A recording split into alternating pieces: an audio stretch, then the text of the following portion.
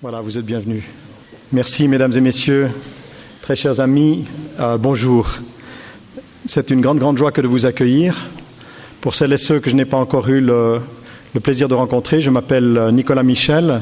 Je suis président de l'association Philanthropos. Vous savez que c'est le support juridique de l'Institut et l'entité qui a la responsabilité générale de la conduite, bien entendu avec le directeur, avec ses collaboratrices et collaborateurs.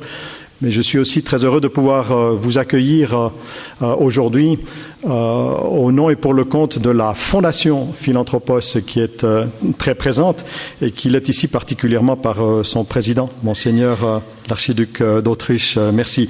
C'est donc en notre nom à nous deux que je vous accueille. Je voudrais pouvoir saluer chacune et chacun en particulier. Bien entendu, ce sera impossible, mais pour permettre de vous rendre compte un peu de qui est là, je vais quand même adresser quelques saluts particuliers. Je voudrais en particulier dire à quel point le lien avec l'Église locale nous tient à cœur. Il est essentiel pour nous d'avoir un lien avec notre évêque et au sein des organes de Philanthropos, il est représenté en permanence par un de ses vicaires généraux, Monseigneur Nicolas Betticher, qui est parmi nous. Merci beaucoup d'être là. C'est aussi très agréable de voir que de saluer quelques sœurs de Baldec parmi nous. Vous savez que nous sommes sur le site ici de Bourguillon, qui est un site qui appartient aux sœurs de la Divine Providence de Baldec. Rien qu'elle s'appelle de la Divine Providence, ça faisait déjà le lien avec Philanthropos. Si elle n'avait pas cru à la Providence, rien de cela n'aurait pu exister ni avoir lieu. Alors, on a tout ça en commun, plus beaucoup d'autres choses. Alors merci d'être là, ma très chère sœur et mes sœurs, vous qui êtes avec nous aujourd'hui. Et puis, l'université est un partenaire essentiel, bien sûr, pour avoir un institut tel que celui-ci. Non seulement il faut un lien avec l'Église qui accueille, mais il faut aussi un lieu, une communauté. Il faut évidemment des professeurs, des enseignants. Le fait que l'université soit bien représentée par plusieurs de ses professeurs est essentiel. Je voudrais saluer aussi les frères et sœurs de la fraternité Eucharistin avec leur modérateur, le père Nicolas Butet. La fraternité joue un rôle absolument décisif, discret, dans l'accueil, l'accompagnement et tout ce qui se passe ici. Un grand bonjour aussi aux amis. Il y a une association des amis. Les amis viennent de tenir leur assemblée générale tout à l'heure là-haut. Merci, chacune et chacun d'entre vous compte beaucoup pour nous. Et puis, je ne sais pas comment dire ça, les anciens, ça nous fait vraiment chaud au cœur de vous avoir avec nous aujourd'hui. Bonjour à chacune et à chacun. Bonjour. Vous êtes vraiment les bienvenus. Mais on voit dans les sourires, on voit la manière dont vous vous retrouvez les unes les autres que pour vous, c'est vraiment important. Aussi dans le but d'aider celles et ceux qui ne connaissent pas forcément bien la structure de l'Institut, je voudrais aussi saluer la direction, les collaboratrices et collaborateurs de l'Institut, en particulier le directeur Yves Semen, Nicolas Caron, son adjoint, les membres du corps enseignant. Alors, celles et ceux qui connaissent bien l'Institut savent qu'ils sont un élément décisif de Philanthropos. Bon, pour des tas de raisons. D'abord parce que je crois que si vous avez été en contact avec des jeunes des différentes volets, ils vous auront dit la qualité exceptionnelle des membres du corps enseignant. Mais il y a plus que ça encore. Ils offrent leur enseignement gratuitement. Et donc, lorsque nous les voyons ici, nous les voyons en individuel, n'est-ce pas? Ce qui fait qu'on n'a pas toujours l'impression d'un corps enseignant comme tel. Eh bien, je voudrais qu'ils sachent que nous les considérons comme faisant partie intégrante et offrant une contribution essentielle au devenir de l'Institut. Et puis, les étudiants de la volée aujourd'hui, cette année, je vais quand même vous saluer. J'ai eu beaucoup de plaisir à être avec vous à de nombreuses reprises et c'était vraiment une aventure exceptionnelle. Bonjour aussi aux parents, aux familles. Un bonjour particulier aux personnes qui viennent découvrir Philanthropos. Et oui, il y en a quelques-uns parmi nous qui sont venus, parents ou jeunes, qui se disent, est-ce que ce serait quelque chose pour moi l'année prochaine? Est-ce que ce serait quelque chose pour un de nos grands jeunes qui est là? Eh bien, nous espérons que vous aurez des réponses à vos questions entre aujourd'hui et demain, et puis dans les jours qui viennent. Pour terminer, mais comme on dit en bon français, last but not least, une bienvenue toute spéciale au Père Daniel Ange, puisqu'il nous fait le bonheur d'être parmi nous. Vous l'entendez tout à l'heure, il sera présenté par le directeur, par Yves Semen, d'ici quelques minutes. Les quelques mots que je vais vous adresser sont particulièrement brefs. Ils se résument à deux choses. Merci et s'il vous plaît. Merci d'être venu. Mais merci à toutes celles et ceux qui, d'une manière ou d'une autre, de près ou de loin, offrent une contribution à Philanthropos tout au long de l'année. Que ce soit par leur prière, que ce soit par leur talent, que ce soit par leur pensée, que ce soit par leur contribution d'enseignants, d'enseignantes ou toute espèce de contribution, j'en ai mentionné tout à l'heure. Merci pour aussi celles ou ceux d'entre vous, je dois le dire explicitement, qui offrent des contributions en matière, des contributions financières. Et celles-là, elles sont importantes. Nous vivons du don. Et Philanthropos accepte avec énormément de gratitude toutes les contributions. Mais il faut savoir que Philanthropos n'aurait pas existé dès le début si elle n'avait pas bénéficié de quelques donateurs extraordinairement généreux. Et mon s'il vous plaît va être un tout petit peu dans le même esprit. Le s'il vous plaît, ça va être s'il vous plaît quant à votre prière. Cette œuvre n'est pas une œuvre d'homme. Pour celles et ceux d'entre vous qui n'ont pas encore eu l'occasion de vraiment vérifier leur foi dans la providence, je vous invite à venir ici et à voir ce qui se passe. Parce que si on devait gérer ça comme une entreprise privée, évidemment qu'on ne partirait pas sur des bases de ce genre. Ce que des gestionnaires privés considéreraient comme une situation d'angoisse constante dans leur responsabilité de direction est vécue ici dans la confiance et dans la prière et qui heureusement se vérifie, mais par une providence qui est, vous le savez, un peu astucieuse. Elle se rappelle toujours à notre bon souvenir. Dans le fond, elle ne va pas nous faire un cadeau pour que pendant 2 ou 3 ans on puisse l'oublier. En général, elle est heureusement suffisamment au clair sur nos faiblesses pour faire en sorte qu'elles doivent se rappeler à notre bon souvenir de temps en temps. Mon s'il vous plaît, c'est un s'il vous plaît pour votre prière, pour que cette œuvre reste une œuvre du Seigneur, que ce ne soit pas l'œuvre de ceux qui chercheraient à la faire vivre par eux, ça ne marcherait pas. Donc, sans moi, vous ne pouvez rien faire. Donc, que l'on reste dans cet esprit-là. Ensuite, un s'il vous plaît par rapport aux jeunes qui pourraient être intéressés à l'Institut. Bon, nous avons commencé avec 17, puis ça a augmenté petit à petit d'année en année. Maintenant, on est entre 25 et 30. Il y a une certaine stabilisation. Pour l'année prochaine, on a déjà un certain nombre de candidats. On est à peu près dans le rythme de ces dernières années. Mais dans le fond, ce qui m'importe et ce qui me tient à cœur, ça n'est pas la statistique. Ça n'est pas un peu plus, un peu moins que l'année prochaine. C'est que les jeunes qui sortent d'ici, en quelque sorte, répondent à un appel. Et manifestement, c'est un appel du Seigneur qui veut donner de la vie à son Église, qui veut, en somme, une réponse à sa petite question et sa proposition à tous ces jeunes. Veux-tu ? Est-ce que tu veux ? Et il le demande avec beaucoup de douceur. Et veux-tu venir travailler à mes vignes pour le renouveau de l'Église, que ce soit ailleurs ou que ce soit ici ? Je le dis sans aucune prétention. Ça n'est pas Philanthropos comme tel qui va faire le renouveau de l'Église. Ce sera le Saint-Esprit et beaucoup d'autres. Mais il y a une contribution à offrir et il y a des jeunes qui ont soif et qui sont prêts à le faire. Mais il faut qu'ils connaissent l'Institut. Il faut parler autour de vous de l'Institut. Dans l'enquête que nous avons fait l'année dernière, on a découvert que les jeunes qui ont choisi de venir ici, à 60% d'entre eux ont été informés de l'existence de l'Institut par des anciens. 60%. Alors, il n'y a pas que les anciens, s'il vous plaît, mais je vous le demande, s'il vous plaît, sentez-vous invité à faire ça comme une manière de rendre un peu au Seigneur de ce qu'il vous a donné. Faites envie autour de vous à des jeunes de venir nous rejoindre. Et puis, je le dirai aussi en toute simplicité, si vous le voulez bien, pour celles et ceux d'entre vous qui pourraient nous aider sur le plan matériel. Parce que vous avez entendu, c'est très bien, c'est organisé comme un coucou suisse, n'est-ce pas ? Il y a tout ce qu'il faut, il y a toutes les institutions, il y a une fondation. Donc, il y a une fondation, les fondations, comme on le sait, ça a des millions. On travaille avec le rendement des millions. Bon, alors, en tout cas, ici, c'est pas du tout comme ça. Donc, si pour une raison ou pour une autre, le Seigneur a fait que il se trouve que par chance, vous êtes en contact avec des personnes qui auraient des ressources, ou vous en avez, et vous vous sentez appelé à contribuer. Sachez que ici, nous avons l'eau jusque-là, mais depuis le début. Depuis le début. Autrement dit, ça ne nous fait pas peur, mais on vit sur le fil du rasoir. Ne vous faites pas d'illusions là-dessus, et si jamais vous connaissez des sources possibles qui pourraient nous aider momentanément, on en serait ravis. Voilà. Je termine en soulignant à quel point, vous l'avez déjà senti, cette journée a été organisée par les jeunes. Je me réjouis avec vous de découvrir ce qu'ils nous ont préparé. Je vous souhaite une excellente rencontre, une belle fête. Et maintenant, je prie le directeur Yves Semaine de bien vouloir présenter, si tant est que besoin, le Père Daniel Ange. Merci.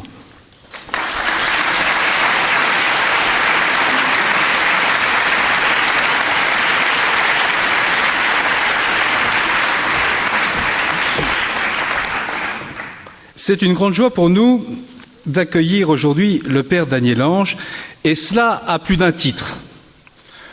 D'abord parce qu'existent des liens d'amitié profonds et anciens entre le Père Daniel Ange et un certain nombre de responsables de Philanthropos, et que c'est toujours une joie d'accueillir un ami. Ensuite parce qu'un certain nombre de nos étudiants et anciens étudiants sont eux-mêmes anciens élèves de l'école Jeunesse Lumière, fondée par le Père Daniel Ange. D'une certaine manière, Philanthropos s'inscrit comme une continuation possible de Jeunesse Lumière. Et puis enfin, parce que pour nous parler de Jean-Paul II, prophète pour le 3e millénaire, il était convenable que nous invitions une personnalité marquante de l'université dans laquelle Jean-Paul II a lui-même été professeur pendant près de 25 années, un collègue en quelque sorte. Et il se trouve que le père Daniel Lange, depuis une année, a reçu un doctorat honoris causa de l'Université catholique de Lublin.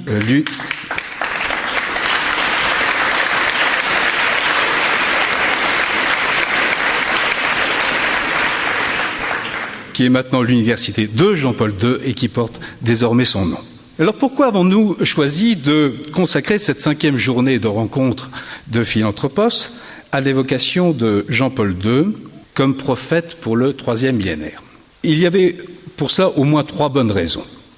Bien sûr, pour une heureuse concordance des dates, et qui ne vous aura pas échappé, puisque à 15 jours près, cela fait 5 années que Jean-Paul II nous a quittés et que nous avons célébré, pour reprendre l'expression chère au père Daniel Lange, son anciennement. Mais surtout parce que d'une certaine manière, et le père Nicolas Butet me pardonnera de dire les choses de cette manière-là, d'une certaine manière, c'est Jean-Paul II lui-même qui est le fondateur de Philanthropos. Lui qui avait confié à l'un de nos amis et professeurs cette réflexion incitative qui a été à l'origine de tout notre projet. Il n'y a pas d'autre origine à la crise contemporaine qu'une crise de l'anthropologie. Et puis aussi parce qu'en cette année sacerdotale, nous avons choisi de consacrer le cycle annuel de nos conférences des Jeudis de Philanthropos à l'évocation d'un certain nombre de figures singulières et exemplaires de prêtres. Monseigneur Lemaître, l'inventeur de la théorie du Big Bang, le cardinal Journet, qui a marqué pour toujours cette ville de Fribourg, le bienheureux Maurice Tornet, martyr de la mission au Tibet, Padre Pio, apôtre de la miséricorde. Conclure en quelque sorte ce cycle, ou pour mieux dire, le couronner par l'évocation de ce géant de la pensée anthropologique qu'est Jean-Paul II, s'est imposé comme une simple évidence. Alors notre président l'a dit, on ne dit pas qui est Daniel Lange. On ne le dit pas parce que ça n'est pas nécessaire, et puis parce que ça l'agace. Mais quand même, je vous indique quelques étapes majeures de sa vie. Il est né en 1932 à Bruxelles, de mère belge et de père français. Et Daniel Lange commence dès l'âge de 18 ans une vie monastique, érémitique et d'études.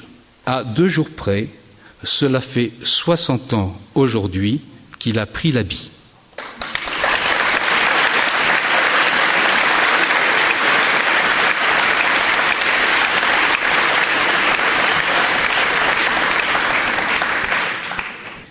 Une vie monastique, érémitique, d'études, dont une partie à Fribourg, où il a été l'étudiant du cardinal Journet, et une période qui durera une 30aine d'années, durant laquelle il perçoit de manière de plus en plus vive les appels d'une jeunesse finalement qui part à la dérive.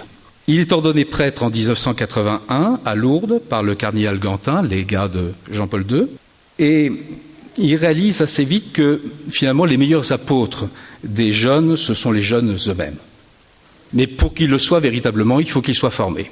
Et c'est pourquoi en 1984, il crée l'école Jeunesse Lumière, qui compte déjà plus de 600 anciens, dont une 30aine de prêtres et de diacres permanents, et qui a essaimé en Italie, en Pologne. Et depuis, le père Daniel Lange partage son temps entre des retraites en ermitage, son ministère auprès de Jeunesse Lumière, des missions mensuelles d'une dizaine de jours chaque mois, plus de 200 à ce jour, dans 343. Alors, ça augure bien du dernier point que je voulais évoquer, c'est ces travaux d'écriture qui sont sa 4e occupation, avec une production éditoriale absolument phénoménale qui fait la joie de ses éditeurs. Et alors là, je me risque à énoncer un chiffre parce que ça change pratiquement tous les jours. Aux dernières données, c'était 63 livres. 63 livres traduits chacun en une dizaine de langues jusqu'au chinois. Parmi tous ces ouvrages, 2 consacrés spécialement à Jean-Paul II, Jean-Paul II, Don de Dieu, et Rire et pleurer avec Jean-Paul II. Je crois que ce dernier titre augure bien de la conférence que va nous donner maintenant le père Daniel Lange. Voilà. Je tremble en évoquant Jean-Paul II parce qu'on a tellement peur d'abîmer sa figure avec des paroles. Mais ce que je voudrais dire pour commencer, c'est qu'il a été vraiment mon père et maître. Il m'a formé, il m'a nourri pendant 25-26 ans et ce n'est pas fini. Parce que Jean-Paul II n'aura plus jamais 84 ans, il est rentré dans ses 17-18 ans éternels. Il est rentré dans la propre Gen GP2 qu'il a rejoint célestement. Ça veut dire que sa mission, c'est maintenant qu'il la vit à fond. Sur Terre, ce n'était qu'une petite répétition générale. Humainement, on peut dire que c'est un génie, on peut dire que divinement, c'est un saint, c'est un géant, mais au cœur de petit enfant. Il est vraiment présent. Je n'en parle pas au passé, j'en parle comme une personne vivante, qui évidemment est le premier invité, je suppose, de Philanthropos ce soir, ça va de soi. Et donc, nous allons vivre ce moment un petit peu pour mieux le découvrir de l'intérieur. Je crois que c'est vraiment le saint par excellence pour ce siècle et peut-être ce millénaire. Il a tellement à nous donner. Tous mes livres, d'ailleurs, sont émaillés de ces citations. Alors, je vais répartir en 4 grandes parties son humanité, ses passions amoureuses, son ministère et ses grands combats. Voilà. Je devrais être bref sur chaque partie qui demanderait des heures à être développée. Je dois renoncer au plaisir de citer des quantités de Fioretti. Vous les avez dans mon livre, qui peut être complété par le dernier livre de son second secrétaire polonais. Le mardi était son jour préféré, encore plein de petits Fioretti. Et je dois renoncer aussi à trop lui laisser le micro, ce qui est ma tentation constante, c'est-à-dire de le citer. Alors je le ferai tout de même, un peu, évidemment, mais il faudra résister. Voilà. Et je commence par son humanité. 2 parties, un terreau labouré par la croix où s'enracine l'arbre de la miséricorde. Et 2e partie, une humanité pleinement épanouie. Il ne faut jamais oublier quel est ce terreau labouré par la croix de Jésus. Ce cœur brisé de jeune, d'adolescent, puisqu'il va vivre toute son adolescence et sa première jeunesse dans ce drame atroce que vient de réveiller pour le monde entier la seconde tragédie de Katyn. D'ailleurs, nous sommes tous polonais ce soir et ces jours, c'est pour ça que j'ai mis les couleurs polonaises d'ailleurs, autrichiennes aussi d'ailleurs, pour que nous soyons vraiment en communion avec cette tragédie qui se vit et que Jean-Paul II a connu le premier Katyn puisqu'il avait 20 ans en 1940. Sa maman part très vite au ciel, et puis son frère, et puis son père. Quand il a 20 ans, il se retrouve seul. Il doit vivre sa vocation dans la clandestinité. Il y a ce dur travail comme ouvrier, et surtout marqué par les terreurs de ce double totalitarisme, qui le marque au fer rouge pour toujours. Il a un jour écrit « J'ai participé à la grande expérience de mes contemporains, l'humiliation dans les mains du mal ». Et bien des années après, au Colisée, en glorifiant les témoins du XXe siècle, la génération à laquelle j'appartiens a connu les horreurs de la guerre, des camps de concentration, la persécution. Dans ma jeunesse, j'ai été moi-même témoin de beaucoup de souffrances, de beaucoup d'épreuves. Il a subi toutes les conséquences de ce terrible pacte Ribbentrop-Molotov, Staline-Hitler, les 2 grands copains dans le mal. Comme on sait, 180 professeurs de l'université Jagellonne qui sont kidnappés dans l'église Sainte-Anne. Il est contemporain de ces 300 000 personnes parties dans les camps nazis, 230 000 dans le goulag. Et quand on fuyait les nazis, qu'on rencontrait les soviets, on préférait revenir chez les nazis parce que les camps nazis étaient plus confortables que ceux des soviets. Il a connu tout cela. Le 23 mai 41, cette fameuse rafle avec 13 déportés parmi ces groupes de rosaires qu'il animait. C'était sa première expérience d'animation de groupes de jeunes, etc., etc. 800 000 jeunes autour de lui raflés. Mais c'est là que justement s'origine son sens bouleversant de la miséricorde de Dieu, qui est le dernier rempart au mal, parce que la miséricorde, pour lui, c'est Dieu qui ne supporte pas le mal, qui ne supporte pas le péché, et qui va se battre main nue jusque sur la croix pour détruire l'origine de quasi toute la souffrance dans le monde et de tout le mal dans le monde, qui est le péché, et qui va s'attaquer directement à la racine. Le mystère pascal porte en soi la révélation la plus complète de la miséricorde, de l'amour plus fort que la mort, plus fort que le péché, que de tout mal, de l'amour qui retient l'homme dans ses chutes les plus profondes et libère des plus grandes menaces. Et encore, la miséricorde est le second nom de l'amour, saisi dans son aspect le plus profond et le plus tendre. Lorsqu'il inaugure la basilique de Łagiewniki, qui est justement là où il travaillait en usine. C'est ça qui va lui donner cette bouleversante empathie tellement profonde, ces sortes de connivence avec ceux qui souffrent, quelle que soit leur souffrance, et qui le sentaient immédiatement. Ça le préparait déjà à son grand calvaire final, surtout des 11 dernières années où il va être crucifié dans sa chair.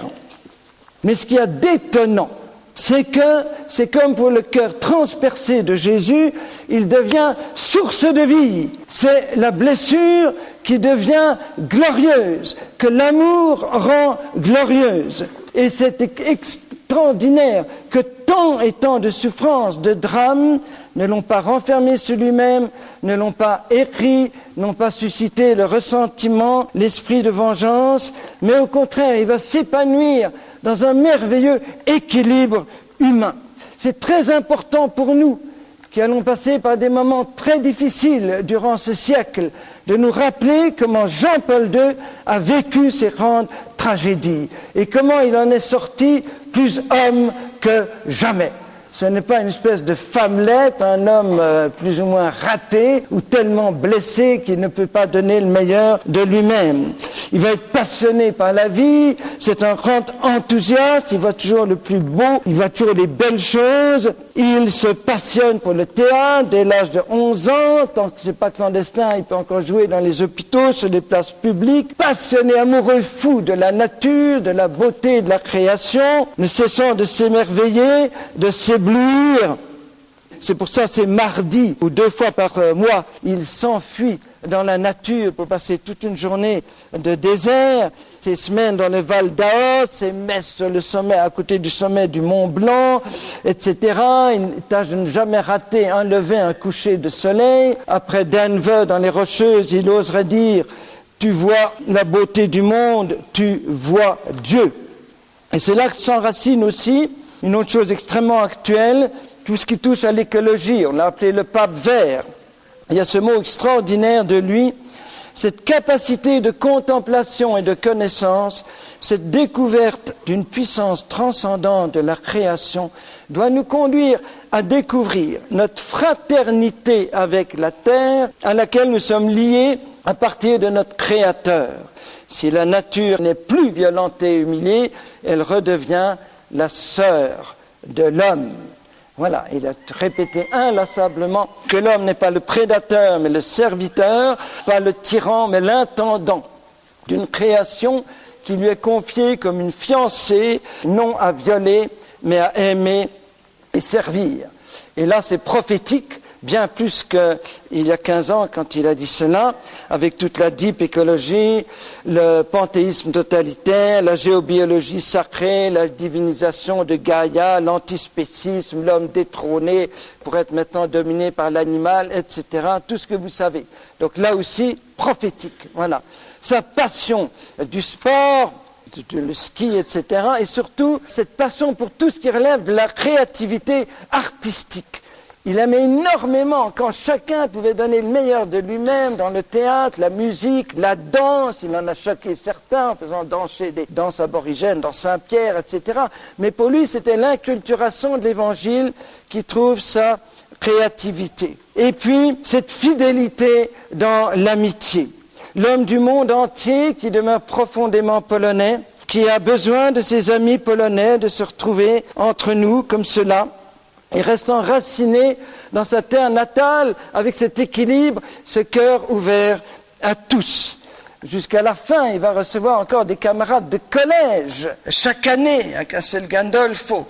Et puis son humour, légendaire maintenant, s'est réparti immédiat du tac au tac, jusqu'au bout. Jusque 2 jours avant son départ au ciel, encore des petits mots d'humour.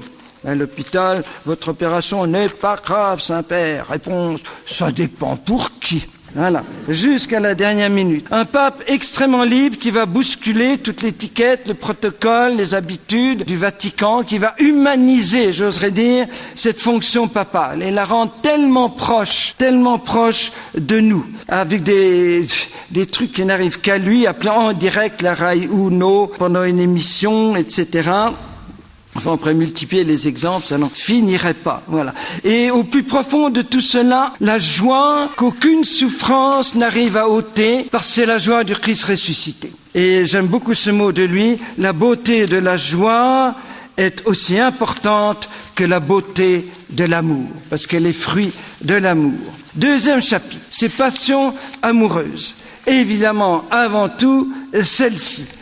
Vraiment, sa maman, entre toutes, depuis le sanctuaire de Calvaria, il va parcourir tous les sanctuaires mariaux du monde, spécialement la petite Mantorelle, là, à 50 km de Rome. Il va y aller plusieurs fois chaque année en marchant les 12 km. Il y passe la dernière nuit avant le conclave. Dans son appartement, il y a des petites icônes, des petites statues de Marie. Il ne peut pas passer devant sans faire un petit bisou à chacune. Voilà, le cœur d'enfant. Voilà, le chapelet du premier samedi du mois, radiodiffusé, etc. Il est spécialement joyeux, dit ses secrétaires, les samedis et les fêtes de Marie. Et on peut dire qu'il a été vraiment ce petit caillou, Pierre, petit caillou blotti dans les mains de Marie, qui a permis à la reine de lancer ce caillou, de lancer Pierre contre ce colosse du communisme marxiste qu'il a fini par faire s'écrouler, sa petite pierre, mais parce qu'elle est blottie dans les mains de Marie. Il adore la fête de Noël, il résiste pas, il y a des crèches et des petits sapins qui viennent de Zakopane dans chaque pièce de l'appartement, arranger des crèches, c'est une de ses petites faibles, etc. Les chants de Noël qu'il va chanter 3 heures de suite chaque soir de Noël et jusqu'au 6 janvier de chaque année, 1 demi-heure, 3/4 d'heure de chant de Noël après chaque repas du soir. Voilà, parce que Noël, c'est Marie et surtout, c'est déjà l'Eucharistie. Voilà. Alors là, c'est le cœur de son cœur, la vie de sa vie, l'explication de tout le reste, de tout ce qu'il a pu donner au monde, la source vive où il puise tout. C'est milliers d'heures d'adoration, car seul l'adorateur est évangélisateur. Le 3e millénaire, dit-il, appartient aux adorateurs. Il fait restituer, remet la fête Dieu, la grande procession de la fête Dieu dans la ville de Rome. Saint-Père, il n'y aura personne en semaine, un jeudi. Il n'y aura personne. Nous serons 2, Jésus et moi. On commence à 2. Voilà. Ça, c'est lui tout craché. Voilà. L'adoration chaque jour à Saint-Pierre. C'est le sommet de toute sa vie. Il consacre la dernière année de sa vie à l'Eucharistie, la dernière de ses 14 encycliques, l'Eucharistie, la dernière de ses 44 lettres apostoliques, l'Eucharistie. Une dernière GMJ consacrée à l'adoration eucharistique, celle qu'il rêvait de connaître à Cologne. Il souligne beaucoup le lien entre l'Eucharistie et la communion fraternelle. L'Eucharistie et les plus pauvres. Si tu reconnais Jésus là où il est le plus pauvre dans son Eucharistie, alors tu le reconnais sur le visage de tous les pauvres. Il y a cette connexion immédiate. Je résiste à la tentation de le citer en direct. Mais croyez que ce que je dis, c'est vraiment lui. Voilà. La relation avec le cosmos, c'est pour ça qu'il raffole des messes en montagne, au bord des lacs, des fleuves, qui va jusqu'à les évoquer dans une encyclique. Il faut le faire pour un pape. Toutes ces messes avec comme autel un canoë ou quelques pierres au sommet d'une montagne, etc. Parce que c'est vraiment la matière qui est déjà transfigurée en devenant son créateur. Le lien entre l'Eucharistie et Marie. Il va dire que la communion, c'est vraiment, tu reçois Jésus physiquement comme Marie l'a reçu et il t'entraîne comme il l'a entraîné vers l'évangélisation. Marie a anticipé en elle toutes nos communions. Le texte qu'il cite le plus souvent, c'est l'Ave Verum. Le regard extasié de Marie, contemplant le Christ qui vient de naître, n'est-il pas le modèle inégalable de chacune de nos communions? L'Eucharistie nous est donnée pour que toute notre vie soit un magnificat. Il va appeler Marie la femme eucharistique. Nous arrivons maintenant, troisième passion amoureuse, les saints. Sa famille du ciel. C'est extraordinaire, l'intimité qu'il a avec les saints. Et les reliques. Je n'ai pas le temps de donner la liste des reliques qu'il a dans son appartement, mais il aime beaucoup leur faire des petits bisous aussi. Et il leur parle, il est avec eux, avec certaines petites préférences, évidemment. Sainte Faustine, Karl d'Autriche, dont nous avons la grâce d'avoir des petits-fils et arrière-petits-fils présents ici. C'est étonnant, ce mot de Karol, qui lui a été donné par son père, officier dans l'armée austro-hongroise, qui a été tellement bouleversé par le rayonnement, la sainteté de ce jeune général en chef, pas encore empereur, quand il vient à Cracovie, qu'il donne à son fils le nom de celui qui deviendra Jean-Paul II. Et il va être le dernier béatifié des 1345 béatifiés. Et ça va être le tout dernier. Ça devait être Charles de Foucauld, eh bien non. Il fallait qu'il termine avec son propre patron, qui n'était pas Charles Borromée, mais Charles de Habsbourg. Voilà. Et surtout les martyrs, mais j'y reviendrai plus loin. Troisième grand chapitre, son ministère. Je le mets en 3 parties. Pierre, Jean et Paul.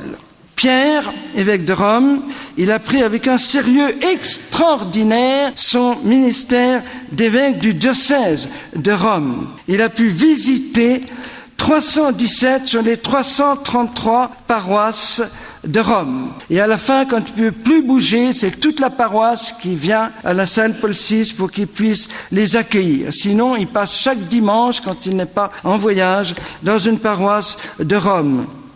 Et c'est de là, de Rome, qui va être vraiment docteur de l'Église. Pierre, affermis la foi de tes frères. Je voudrais que soit proclamé docteur de l'Église très très vite. Quand on voit la somme d'abord, 20 351 discours, 80 000 pages, 54 tomes, et un jour il vient chez les Clarisses du Vatican et il voit les 50 tomes. Il dit, qu'est-ce que c'est que ces livres-là? C'est vos écrits. Que barbare.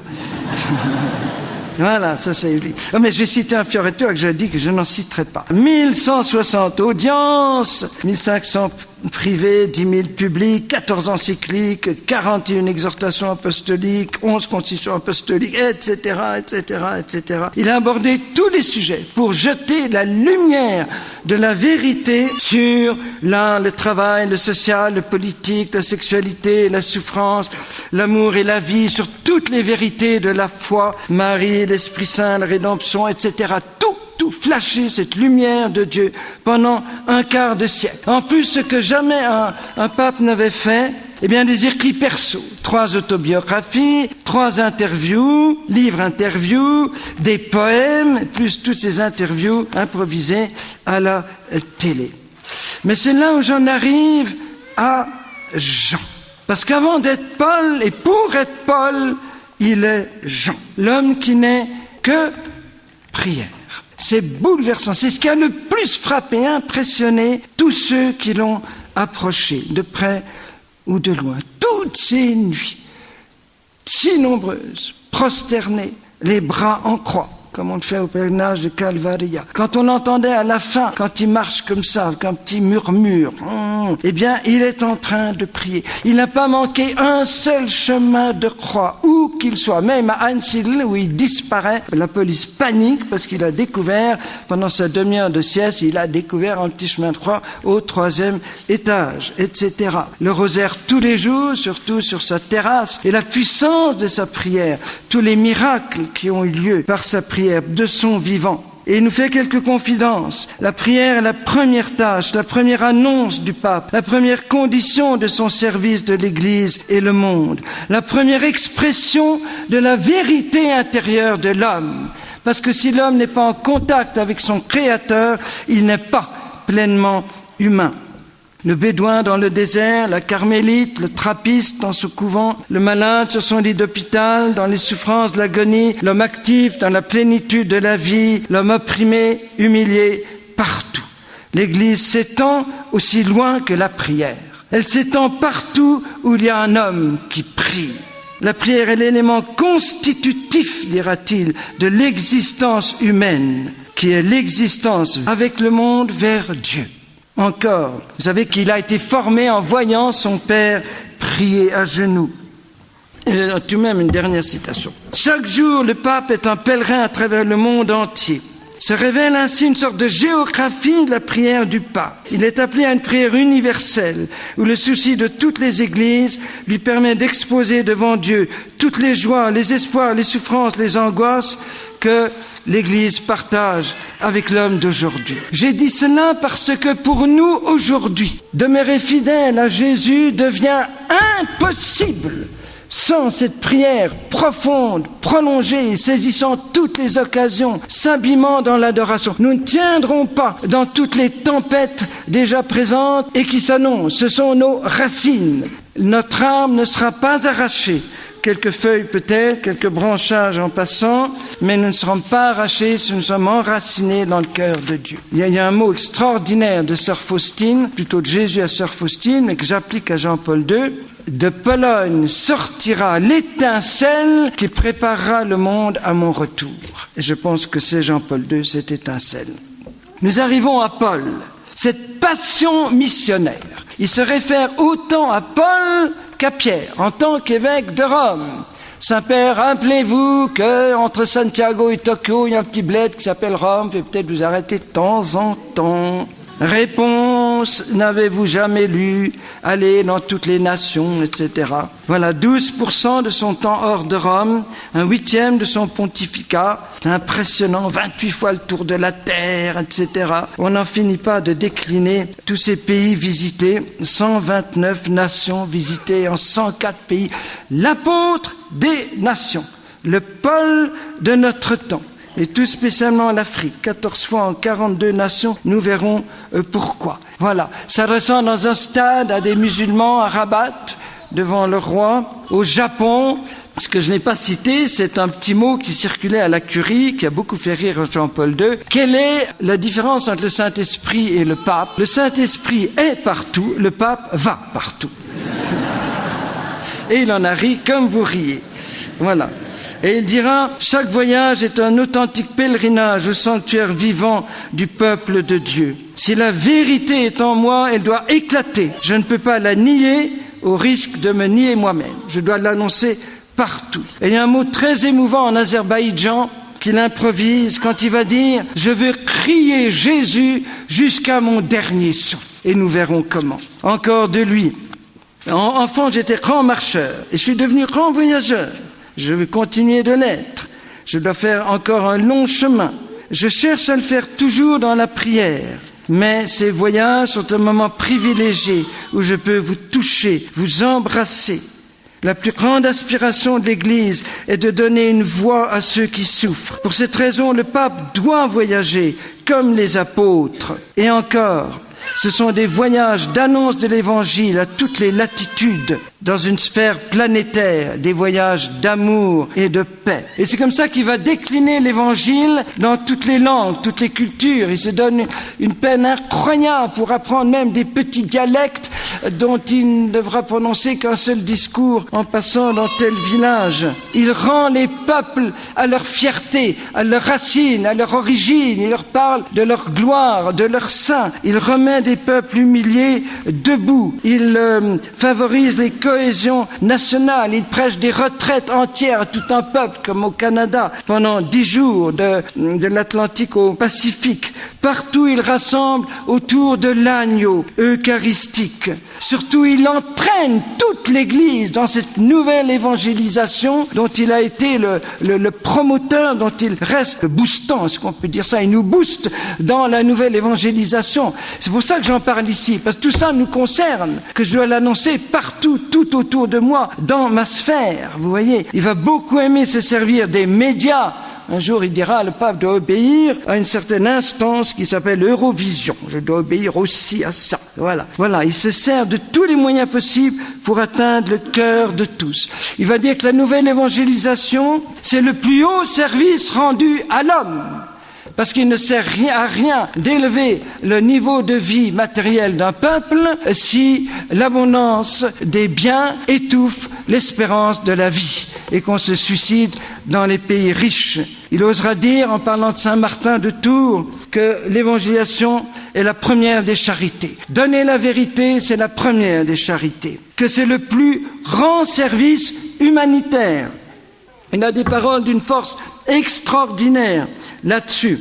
Je ne résiste pas. Cette rencontre suppose que l'évangile soit vraiment proclamé. Annoncer l'évangile est le plus haut service de l'homme. Il faut s'engager dans cette œuvre passionnante, faire fleurir un nouvel humanisme chrétien qui donne une sève vivifiante au monde, un sens authentique à la vie. Dans un moment où il y a une telle soif de Dieu qui s'ignore, réveiller la soif de Dieu. La force d'évangélisation réside dans la conviction du témoignage. Et il a été un témoin parce qu'il a vécu ce qu'il a dit. C'est pour cela qu'aujourd'hui, l'évangélisation a besoin de héros qui soient fidèles dans leur prédication de la vérité et qui soient des témoins de la parole de vie. Devant le défi du monde, l'Église a besoin aujourd'hui de maîtres et de saints, ce qu'il a été. C'est annoncer la vie qui l'emporte sur la mort. Pourquoi ? Parce que apporter la personne de Jésus, c'est apporter le seul qui peut détruire à la racine ce péché qui est la cause de 80% des souffrances dans le monde. Et en toi et autour de toi. Dès que l'égoïsme, la soif de pouvoir, l'orgueil, l'impureté, la jalousie, etc., tous ces péchés qui provoquent tant de souffrances dans le monde, eh bien, apporter le seul qui peut stopper ce mal qui est au-dedans de nous, le seul qui divinise et transfigure. C'est pour ça que Jean-Paul II avait cette urgence. 4e grand chapitre, les grands combats. D'abord, le service de la koinonia, de la communion, sa grande encyclique Ut unum sint.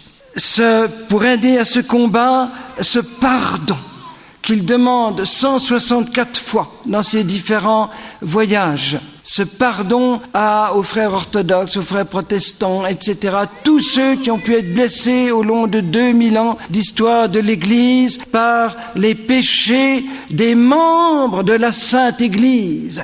Lisez le cardinal Journet, ce chef-d'œuvre, la Sainte Église des pécheurs, la sainteté de la Trinité donnée à travers des pauvres pécheurs pour lesquels on implore la miséricorde de Dieu et le pardon des hommes. Il va surtout être passionné par l'unité avec nos églises sœurs d'Orient, de l'orthodoxie. Il dira pour le millénaire de la Rousse que nos deux églises sœurs ont toutes les deux gardé fondamentalement intact le dépôt de la foi apostolique. Il rappellera souvent ce moment qu'il a bouleversé où à Bucarest, ces 400 000 personnes orthodoxes, gréco-catholiques, catholiques latins confondus se mettent tous à crier « Unitate, unitate, unitate !» Et alors il se tourne vers le patriarche Théoctiste et improvise en français « Alors, il faut nous dépêcher d'arriver à l'unité, le pape réclame unité. » Il rappellera ça extrêmement souvent. Sa grande lettre orientale et lumen. Quelle merveille, la plus contemplative de toutes, avec celle sur le rosaire. Il verra toujours dans ses discours, dans ses écrits, dans le catéchisme, à mettre toujours les deux courants Orient-Occident. Pour ça qu'il a un faible pour nos courageux frères des églises catholiques orientales, gréco-catholiques. Il dira souvent, le pape doit être fidèle à ceux qui ont été fidèles au pape jusqu'à la torture et à la mort. Voilà, c'est pour ça qu'il aimera tellement ces gréco-catholiques ou ces melkites au Proche-Orient, en Roumanie, en Ukraine, etc. Et surtout, il va dire, c'est l'œcuménisme des martyrs le plus fort. Car toutes nos églises sœurs ont eu des martyrs, tous, anglicans, baptistes, protestants, tous étaient présents à la grande glorification des martyrs du XXe siècle, le 8 mai 2000 au Colisée. Il avait invité toutes les églises chrétiennes, toutes ont répondu. Il y a tout ce qu'il a fait pour nos frères aînés du peuple juif. Et je voudrais citer, parce qu'on n'en finirait pas de décliner toutes ces visites au Yad Vashem, à la synagogue de Rome, etc. Un extraordinaire texte d'un rabbin qui dit son impression après la visite du Saint-Père en Terre Sainte. Mais je résiste à le citer puisque vous l'avez dans mon livre. Ça me permet de faire de la pub pour mon éditeur. Mais lisez tout ce texte, c'est bouleversant. Et faites-le connaître autour de vous. Deuxième grand combat, le serviteur de la paix, en tant que berger d'humanité. Il se sent le père, non pas des catholiques et des chrétiens uniquement, mais de toute l'humanité. Il va être ce serviteur extraordinaire de la paix. Dès qu'il y a cette guerre invraisemblable entre l'Argentine et l'Angleterre, il annule tous ses rendez-vous, part pour Londres, part pour l'Argentine. Voilà. Et on arrive à la paix. Il a réussi la paix entre le Chili et l'Argentine, comme vous savez, par nonce interposée. Et c'est impressionnant de penser qu'aucun homme, depuis Adam, n'a été aussi vu de l'humanité. Par milliards, avec la télé interposée pendant 25 ans, personne. Mais pourquoi? Parce que le Seigneur s'en est servi, justement, pour rendre l'humanité plus humaine.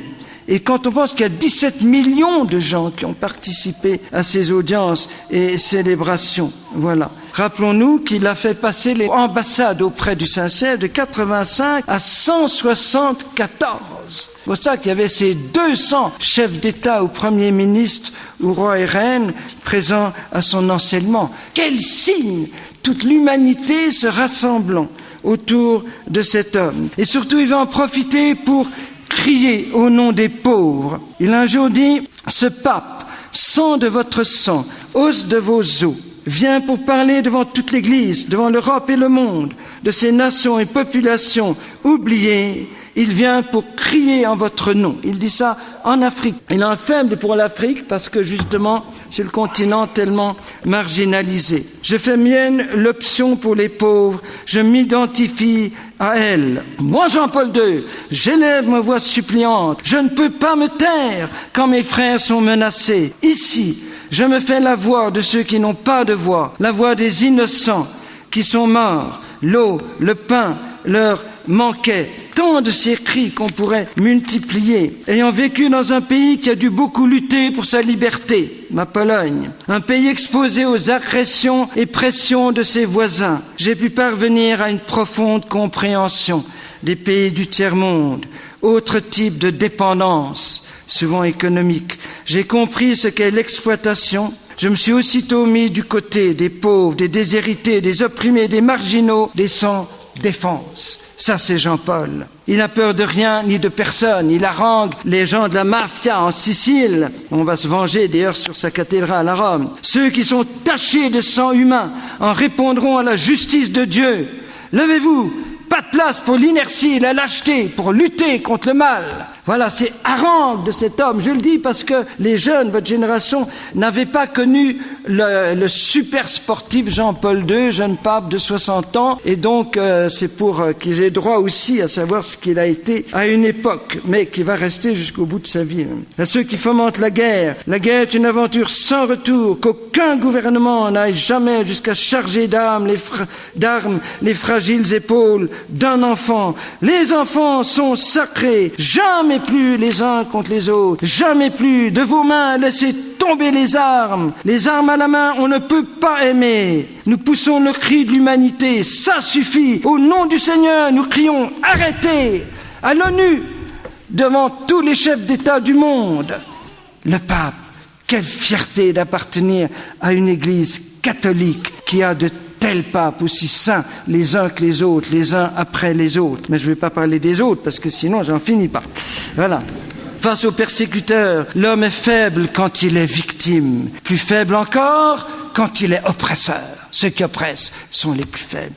C'est du génie, ça. Pendant la guerre de Sarajevo, Dieu jugera l'humanité sur ce qui se passe sous nos yeux. Nous ne pourrons pas dire, nous ne savions pas. C'est un autre génocide. Tout le monde le voit, etc. Ces cris de ce prophète pour aujourd'hui, pour le 3e millénaire, parce qu'hélas, les guerres ne sont pas finies. Dieu sait qu'en ce moment... Bon, 3e grand combat, la liberté et la vérité. Alors, je ne m'étends pas parce que j'ai fait tout mon enseignement de doctorat à l'université de Dublin sur ce thème, la connexion liberté et vérité chez Jean-Paul II. Mais tout de même, rappelez qu'il a été le grand artisan, le grand champion de la liberté des pays de l'Est de l'Europe, par rapport à l'idéologie, au totalitarisme communiste marxiste. reconnu maintenant par tous les historiens, non chrétiens compris, par un Gorbatchev qui l'a dit et répété, chancelier Kohl, quand il traverse la porte de Brandebourg, qui dit « Saint-Père, sans vous, cette porte ne se serait jamais ouverte, c'est grâce à vous, etc. » C'est tellement fort en Albanie, ce pays où toutes les églises, chapelles, oratoires, mosquées aussi, ont toutes été détruites, tous les évêques tués en prison, tous les prêtres en prison pendant 37 années, quelques rescapés, dont j'en connais plusieurs, plus un sacrement pendant 40 ans. Arrive l'ange de la libération, l'ange du matin de Pâques, tout en blanc, qui arrive, qui ordonne les 4 nouveaux évêques, dont un sortant de 37 ans de prison. Et le président musulman Berisha qui dit « Saint-Père, c'est aujourd'hui la résurrection de notre peuple. » Jean-Paul II, l'ange de la résurrection, arrivant à Prague, invité par Václav Havel, et il arrive en disant, c'était l'évangile, Jésus qui arrive toutes portes fermées, en disant on fermait toutes vos portes parce qu'on avait peur du Christ vivant au milieu de vous. Et maintenant que les portes s'ouvrent, c'est à vous à annoncer Jésus ressuscité. Voilà. Et ça, grâce à lui, on a fait la preuve dans notre génération qu'aucune persécution, aussi longue soit-elle, aussi violente soit-elle, celle du communisme a été la plus longue, la plus violente en 2000 ans d'histoire de l'Église, eh bien aucune ne pourra garder l'Église dans les catacombes plus de quelques décennies, parce qu'aucune pierre n'a pu garder le corps de Jésus plus de quelques heures dans le tombeau. Et que c'est l'Église du ressuscité. Et que tous les totalitarismes qui essayent de la détruire n'y arriveront pas, car c'est le temps du grand combat aujourd'hui, mais nous combattons comme des grands victorieux. Micro à Jean-Paul II, le combat entre le règne de l'esprit malin et le royaume de Dieu est entré dans sa phase finale. C'est-à-dire que nous sommes dans les combats des temps de la fin. Ce combat continue à notre époque. Il se développe dans les peuples et les nations. Ce monde merveilleux est le théâtre d'une bataille incessante livrée pour notre identité d'être libre. Lutte équivalent au combat apocalyptique, la mort combat la vie. Une culture de mort s'impose à notre désir de vivre totalement. Le prince de ce monde, le dragon, le père du mensonge, tente impitoyablement d'extirper des cœurs humains le respect pour le don originel, extraordinaire, fondamental de la vie elle-même. Et le peuple de Dieu subit continuellement les assauts du malin. Si ce n'est pas prophétique des textes pareils, eh bien, qu'on vienne discuter avec moi. Il continue. Cette lutte est aussi actuelle aujourd'hui, mais, il rajoute, à Turin, devant le Saint-Suaire, là où il y a des saints, quelqu'un qui ne se présente pas par son nom arrive lui aussi le prince de ce monde. Mais offrir au Christ la fragilité de notre expérience nous donne la certitude de sa victoire. L'issue de la bataille pour la vie est déjà assurée. Le Christ a déjà vaincu la mort. Et ce mot extraordinaire à Fatima, en 13 mai, la puissance de la rédemption est toujours plus grande que toute la gamme du mal et du péché. Nous sommes les grands vainqueurs, et plus la lutte est dure, plus nous devons redresser la tête, comme dit le Seigneur, parce que le Seigneur vient, il approche, voilà. Donc, cette lutte pour la liberté de l'homme, aussi bien les dictatures de droite, aussi en Amérique latine, devant le Duvalier à Haïti, il faut que ça change, etc. Son relation avec Fidel Castro à Cuba a eu un texte extraordinaire pour sa Pologne. Si jamais l'armée soviétique met en œuvre son offensive contre mon peuple, je me rends moi-même en Pologne. J'invite 100 000 Polonais avec moi sur les frontières.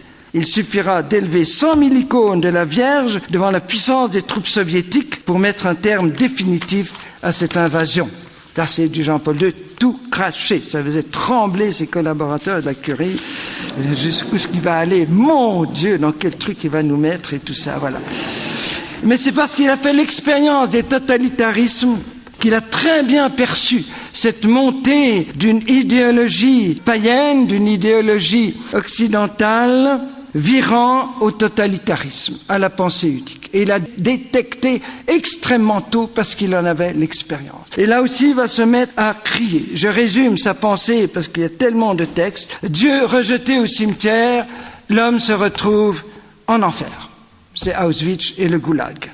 Débrancher la science de la conscience, c'est Hiroshima et le clonage. Dès que l'homme est coupé de Dieu, on ne sait plus qui est l'homme. C'est ça son grand cri sur la place de la Victoire à Varsovie lors de son tout premier voyage, qui a fait trembler le Kremlin quand il a dit « Exclure le Christ de l'histoire de l'homme, c'est détruire l'homme !» Imaginez au Kremlin, son premier voyage, etc. Mais là, je résiste à parler de tous ces voyages. Mais pour lui, la liberté, c'est la vérité. La vérité qui libère. La vérité qui s'impose par sa seule beauté. Son slogan serait « Connaître, vivre et servir la vérité de l'homme ». Voilà.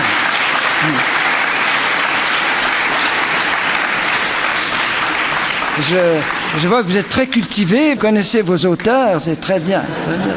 Un autre mot de lui extraordinaire, la vérité finira toujours par l'emporter sur le mensonge. Ce sera le titre du beau livre de Lecomte sur toute sa stratégie à l'Est. Voilà.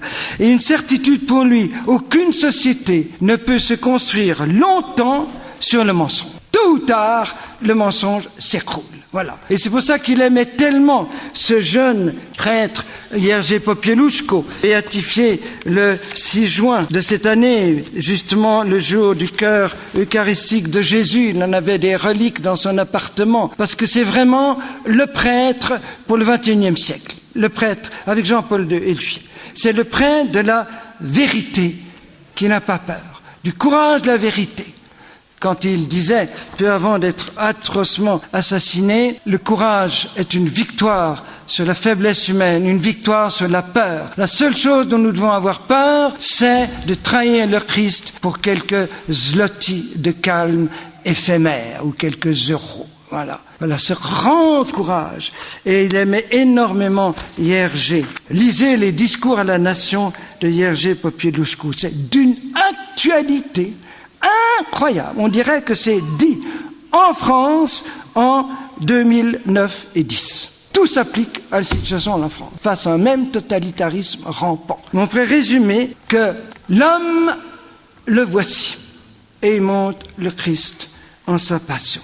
Et le verset qui cite le plus souvent de l'Évangile, c'est « Lui seul sait ce qu'il y a dans l'homme ». Ça enclenche tout de suite son grand combat pour la vie, l'amour, la famille, puisque tout totalitarisme idéologique aujourd'hui s'attaque en premier à la source même de la vie. Il a été admiré bien au-delà des cercles chrétiens par une multitude d'hommes et de femmes de bonne volonté comme champion de la vie. Je me souviens à Varsovie, durant un congrès, venaient tour à tour au micro des rabbins, des imams, des évêques orthodoxes, des pasteurs, qui tous disaient « Nous ne sommes pas polonais, nous ne sommes pas catholiques, mais nous sommes tous comme un seul homme autour de votre pape qui parle en notre nom à tous. » Quant à la conférence de l'ONU au Caire, qui voulait donner l'avortement comme moyen normal, naturel, régulation d'une population, et que, évidemment, la délégation du Saint-Siège s'est insurgée, la délégation américaine de l'époque Clinton, s'est mise à huer le Saint-Siège. Ce sont 11 pays musulmans qui se sont levés, ont exigé une demande de pardon des États-Unis au Saint-Père, en disant ce que dit le Saint-Père, c'est ce que nous pensons et voulons tous. Il est notre voix, notre avocat. Voilà, l'islam, dans ce contexte-là. Voilà.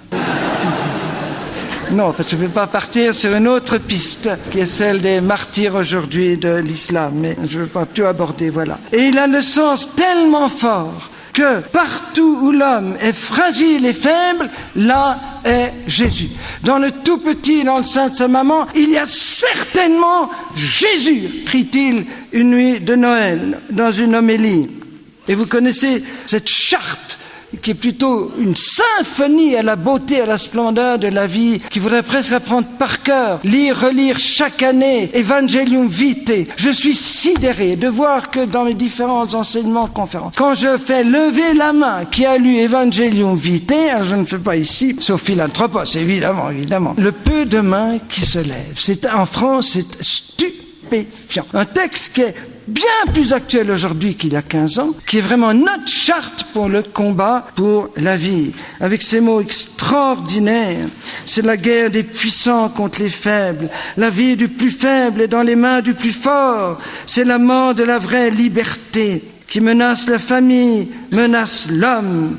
Un pays qui tue ses enfants n'a pas d'avenir. Celui qui attente à la vie de l'homme, attente à Dieu. Ce sont des paroles de feu qui doivent traverser les siècles. L'homme est une manifestation de Dieu, une trace de sa gloire, un signe de sa présence. C'est une plénitude de vie qui nous est donnée, le germe d'une existence qui va bien au-delà de cette vie, etc. Et il va rejoindre la petite Thérèse en disant que je suis né du souffle vital de l'Esprit Saint. La conception de ma première Pentecôte. Et il part toujours en commentant la visitation, où Marie ne dit pas cette espèce de kyste de cellules indifférenciées, etc. Elle dit « Mon Seigneur », ça veut dire « Mon Dieu ». Elle reconnaît dans ce zygote de 5 ou 6 jours son Créateur. Et il part de là pour parler de cette personne humaine présente là. Mais à Philanthropos, vous avez, voilà. Alors je renvoie à tous les livres de notre cher Yves Semen pour tout ce qui touche à la révolution Wojtyła qu'il a fait, la révolution sexuelle, voilà, que toutes les différences hommes-femmes relatent l'homme non pas à l'animal, mais à la Trinité. Donc je ne développe pas sur Philanthropos, vous avez de magnifiques cours là-dessus. Mais encore un mot tout de même sur la famille. Parce que toutes ces souffrances des 11 dernières années de sa vie ont été offertes en priorité pour la famille. Vous savez que cette chute, en se fracassant le col du fémur, en 94, il a dit c'est l'année de la famille, il faut que le pape souffre pour la famille. Et déjà le 13 mai, l'attentat, son premier effusion de sang abondant, 3 litres de son sang, là où Pierre a versé tout son sang, eh bien, il venait de faire 2 choses dans la journée, instituer le Conseil pontifical pour la famille et instituer l'Académie pontificale pour la vie avec son cher, grand ami Jérôme le Jeune. Il a pleuré dans la messe de Pâques en apprenant le départ au ciel de son ami Jérôme. Il disait « Jérôme, mon ami Jérôme, Seigneur, pourquoi tu me l'as pris? Pourquoi tu me l'as pris ?» Et il venait de l'instituer.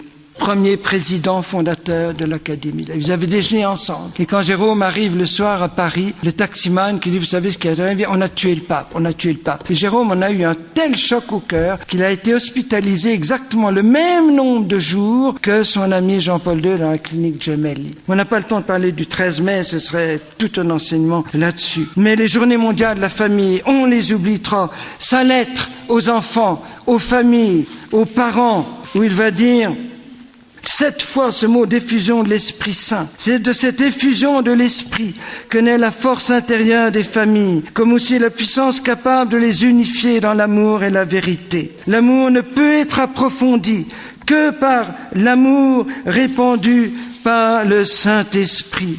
Nous ne pouvons avancer vers l'avenir qu'avec une civilisation de l'amour accueillant la vie. Dans le visage des enfants resplendit l'avenir, le prochain millénaire qui est dans les mains de Dieu. Et dans le sein des mamans dort le germe de la nouvelle humanité. Le grand chant de la beauté, de la splendeur de la vie. C'est un grand musicien, c'est comme un oratorio à la beauté de la vie. En même temps très concret, l'appel au courage de l'objection de conscience. Que de jeunes aujourd'hui, c'est le martyr d'aujourd'hui, qui sont à la rue, qui sont au chômage, parce qu'ils font objection de conscience. Comme Jean-Paul II l'a demandé au Burundi, Jeunesse Lumière du Burundi, dont je suis tellement fier. 4000 jeunes qui font 4 promesses renouvelées chaque année, de ne jamais tricher, de donner tout son temps libre à servir les pauvres, de ne jamais céder aux avances sexuelles des profs et des employeurs. C'est comme ça qu'on paye pour avoir un travail, réussir son examen, et qui se retrouvent à la rue parce qu'ils ont fait objection de conscience, ils ont refusé. C'est les grands héros d'aujourd'hui, c'est pas les Michael Jackson, je vous prie. C'est eux qu'on ne connaît pas assez, donc il faudrait parler partout. Et ces jeunes de Bujumbura, c'est les enfants des martyrs de Bhouta qui avaient bouleversé Jean-Paul II. C'est ces 40 jeunes qui ont préféré être tués. Je suis allé prier dans le dortoir, j'ai vu les traces des balles et des machettes, plutôt que de séparer par ethnie. Nous sommes tous tous enfants de Dieu. Dans ma paroisse au Rwanda, ce sont des enfants de 12 ans qui ont été tués parce que refusant d'être séparés par ethnie. Quel courage! Ce n'est que l'Esprit Saint qui nous explique. Et c'est pour ça que Jean-Paul II avait un tel amour des martyrs. Il savait que seul le sang répandu peut être vainqueur des idéologies. Et nous avons aujourd'hui tellement de jeunes martyrs de la pureté, martyrs de l'évangélisation dans leurs écoles. Pas martyrs au sens figuré, tués. Je pourrais vous donner tout un enseignement sur ces jeunes martyrs d'aujourd'hui, martyrs de la vérité de Dieu. Tout ce qu'a fait Jean-Paul II d'une telle actualité pour l'identité et la race spécifique de l'homme et de la femme, où l'altérité conditionne la fécondité, où la différence est justement la condition de la communion. Tout ce qu'il a fait pour la femme, pour le congrès international à Pékin, la présidente qui a dit si tout le monde avait le même sens de la femme, il n'y aurait même pas besoin de congrès pareil. Mulieris dignitatem, sa lettre aux femmes. Vous savez, c'est le seul pape qui a eu l'idée d'écrire des lettres personnelles aux politiciens, aux artistes, aux malades, aux souffrants, aux femmes, aux enfants, aux familles, etc. Des lettres très personnelles.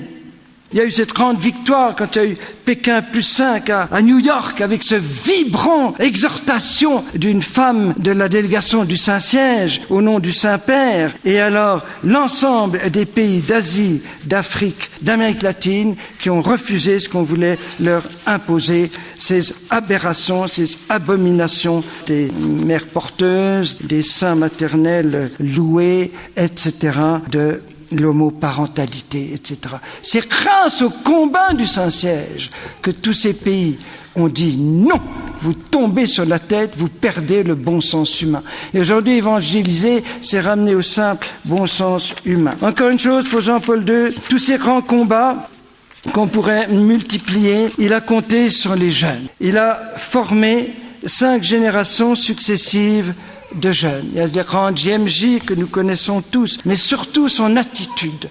Cette attitude prophétique du Père qui voit le meilleur, le plus beau en chacun. Ce que chacun peut donner de plus grand. Tu es capable d'héroïsme, tu es capable de sainteté. Malgré toutes les blessures de la vie, malgré toute ta fragilité, tu peux laisser l'Esprit Saint manifester sa puissance en toi. Tu en es capable. C'est vraiment l'éducateur, au grand sens du mot, qui fait grandir un jeune dans ce qu'il peut donner de meilleur, de plus beau, exciter toute sa créativité possible, artistique, etc.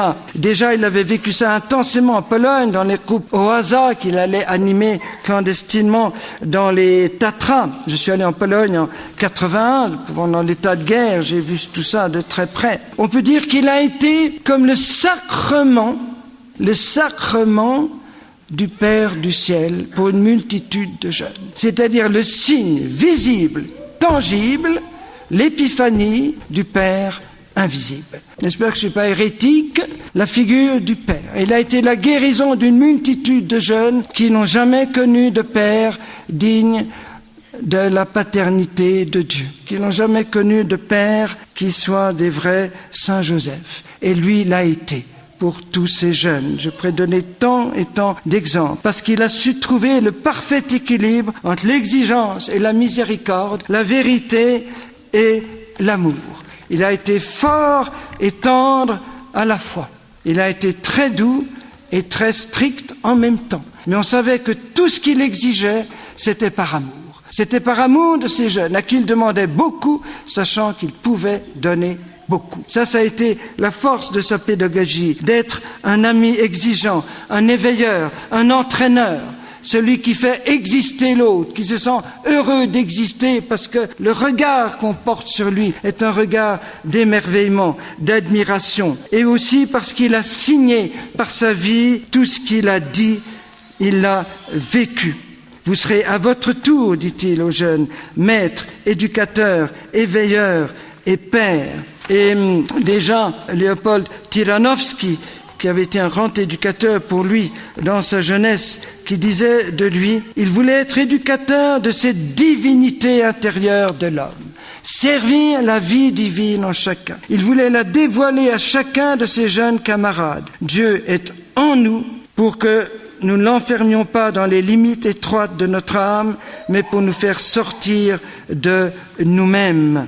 Le mariage, aussi bien que la virginité, sont des chemins de sainteté. Faites de notre nouveau millénaire une époque de saints. N'attendez pas d'être adulte pour devenir des saints, etc. Cette exhortation à la sainteté. C'est pour ça qu'il voyait d'une telle joie, ça a été sa consolation, toute ce printemps nouveau, cette éclosion de toutes les nouvelles communautés, nouveaux mouvements spirituels qu'il n'a pas cessé d'encourager, de susciter, d'éveiller, de conforter dans leurs moments difficiles. Là, les textes sont innombrables en disant c'est un don de l'Esprit Saint pour la sanctification de notre Église. C'est pour ça qu'il aimait aussi tellement Medjugorje, où il voyait le centre spirituel du monde. Un petit Fioretti qui n'est pas dans mon livre. Il y a un prêtre italien qui se balade à Medj avec une paire de souliers alors qu'il est chaussé. Alors Vishka lui dit mais père, qu'est-ce que vous faites avec ces souliers? Ah ben voilà, j'ai pris mon petit déj avec Jean-Paul II en partant.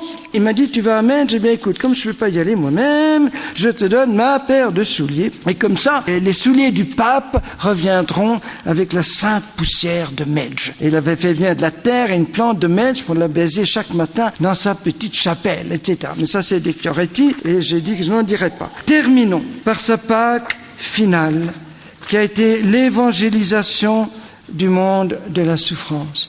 Il n'avait plus à parler de la souffrance, il a partagé la souffrance d'une multitude de personnes qui portent un handicap, qui portent ces graves maladies de la vieillesse. Quand il est venu à Lourdes, il a tenu à être dans l'hôpital avec les malades au milieu d'eux. Quand il est venu à Berne, vous savez que son dernier voyage apostolique, c'est pour la Suisse. Alors qu'il était tellement tenté d'aller 15 jours après à Mariazell pour le grand pèlerinage des 8 nations de l'ancien empire austro-hongrois, représentés par des premiers ministres, des chefs d'État, leurs évêques, et qui venaient proclamer Marie, reine de l'Europe. Imaginez pour un Jean-Paul, tout ce qu'il rêvait, c'était tout pour lui, ce pèlerinage Mariazell. Il a préféré les jeunes de Suisse, parce que c'était là qu'était l'urgence de l'évangile. Il n'a pas regardé sa propre joie, il a regardé là où on a le plus besoin de Jésus maintenant. Et vous, les jeunes de Suisse, valaisans et autres, rappelez-vous toujours cela. Il vous a gardé ses dernières forces. C'est à Berne qu'il est venu. Parce que Lourdes, c'était son dernier pèlerinage. Ce n'était pas une évangélisation. Et donc, vous, jeunes de Suisse, vous serez à la hauteur de ce qu'il vous a donné dans sa grande souffrance finale. Il a été vraiment le serviteur dans son testament, suive Jésus, que tout ce qui appartient à ma vie terrestre me prépare au dernier appel. Je confie ce moment à la mère de mon maître, totus tuus. Dans ses mêmes mains maternelles, j'abandonne tous ceux qui sont liés à ma vie et à ma vocation. Toute l'Église, mon pays, l'humanité tout entière. Merci à tous. Je demande pardon à tous. Que le Seigneur me donne la force d'affronter toutes les épreuves et souffrances qu'il voudra demander à son serviteur jusqu'à la fin. Et puis il évoque encore ce mot tellement émouvant. Je demande de prier Dieu pour moi, afin qu'il me donne la force nécessaire pour me prodiguer, me consumer entièrement au service de l'Église, et que je traverse toutes les épreuves et les douleurs, même jusqu'à l'effusion du sang, comme Pierre et Paul. Voilà. Et au fond, ces paroles les plus fortes, ce sont son sang, ses larmes, son souffle et son dernier silence. Ça a été des paroles qui ont été au-delà de toutes les paroles, comme le cœur ouvert de Jésus. À Auschwitz, dans la cellule où l'on mourait asphyxié comme Jésus sur la croix, il y a un détenu qui a fait avec son ongle un bouleversant Christ avec son cœur et tenant un mourant dans ses bras. Eh bien, Jean-Paul II a vécu ce mystère du cœur ouvert. Quand Jésus arrive au ciel, il a pu dire à son Père, « Je vais encore dire une dernière parole, plus forte que toutes les autres, pour toucher le cœur, là où le cœur n'aurait pas été touché. » Cette dernière parole, c'est ce cri du cœur ouvert, un cri silencieux. Saint Jean dit, il y en a 3 qui témoignent, le sang l'eau et le souffle. Voilà. Alors il y a le sang de Jean-Paul II, depuis l'attentat du 13 mai, avec ce véritable miracle incroyable. Bon, tous les détails, c'est absolument sidérant. Cette protection de Marie, et il le sait, il va venir mettre une des balles dans la couronne de Marie à Fatima. Il va passer d'ailleurs une semaine dans son appartement avec la statue de Fatima, et puis sa grande tunique non lavée qu'il va laisser évidemment à Czestochowa. Et ce sang des 8 opérations chirurgicales, que de litres de sang il a versé. Et puis ses larmes son bien pèlerinage à Lourdes. J'ai vu à la télé ce que seules les télévisions, pouvaient voir, parce qu'on avait mis, horreur, des caméras de télé au fond de la grotte pour casser l'intimité de l'enfant avec sa maman. Mais grâce à ça, le monde entier a vu ce Saint-Père qui a absolument voulu se mettre à genoux. Jewish lui disait, mais non, reste assis, reste assis. Il a voulu se mettre à genoux devant sa maman. Il glisse sur le prie-Dieu et on le voit, les bras comme ça, se raccrochant au prie-Dieu, les yeux levés vers Marie et jaillissent des torrents de larmes. On voit dégouliner sur le velours du prie-Dieu et sur sa tunique des larmes. Il pleure avec cette Vierge de la Salette et de Syracuse qu'il aimait tellement. Il a beaucoup parlé des larmes de Marie. Il a osé dire, les larmes de Marie transforment nos larmes en sourire. Il aurait pu dire le beau mot de l'impératrice Zita qui disait « Il n'y a rien de plus noble aux yeux de Dieu que de changer les larmes d'un enfant en sourire. » Et il a fait tout au long de sa vie, faire sourire ceux qui souffrent, surtout dans sa propre souffrance. Ses larmes. Dire à propos de la famille, non seulement il a déjà béatifié Karl, mais il veut Zita parce qu'il veut un couple. Et c'est pour ça qu'il a donné, n'est-ce pas, le jour de fête de l'empereur, le jour de son mariage, ce qui ne se fait jamais, à moins que le couple. Donc c'était un petit clin d'œil très précis. Voilà. Ces larmes, où toutes les larmes de Marie traversent les yeux de Pierre, et enfin son souffle, parce qu'on l'entend toutes les dernières semaines, entre chaque phrase, son souffle, l'Esprit Saint, on souffle, et ce grand silence. Lui, l'homme de la parole, le tribun qui poussait tous ses cris dans le monde, qui ne peut plus articuler un mot. Son grand silence. Et je termine par ce que j'ai vécu à Saint-Jean-de-Latran. J'avais été demandé par Cardinal Jewish de prêcher sur l'Eucharistie, parce que Saint-Père ne pouvait pas venir aux jeunes préparant la JMJ, aux jeunes du diocèse de Rome, juste 12 jours avant son enseignement. On m'a dit, mets les jeunes en silence d'adoration. Alors je m'approchais du micro pour leur dire, unissons-nous au grand silence du Saint-Père. Puis tout à coup, je vois tous ces jeunes qui se déchaînent, foulard en main, viva il Papa, etc., Giovanni Paolo. Et je me retourne et je vois sur l'écran Jean-Paul II, dans son appartement, peut-être même dans son lit, qui est comme un agneau silencieux immolé. Et juste à côté, il y avait l'autel avec le Saint-Sacrement exposé. 2 agneaux silencieux, offerts aux yeux de tous.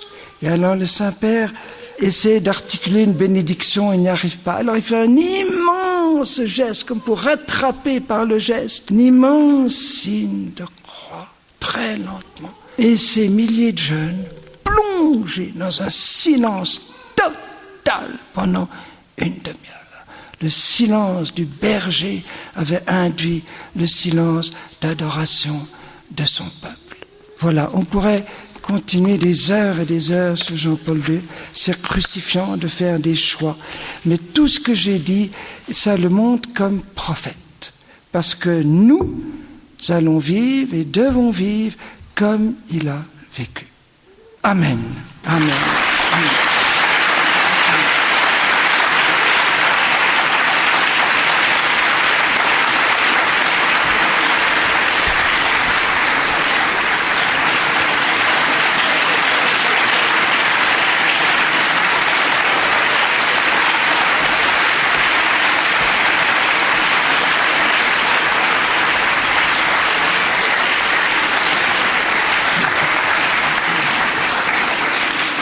Nous avons encore le temps de 5 10 petites minutes de questions au Père Daniel Ange.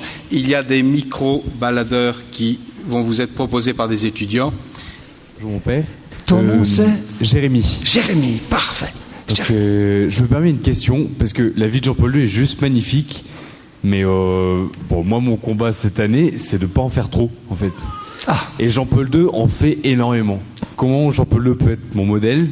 C'est tout simple, en n'en faisant jamais trop dans l'amour. C'est-à-dire que tout ce que tu fais, concrètement, ce soit fait dans un maximum d'amour.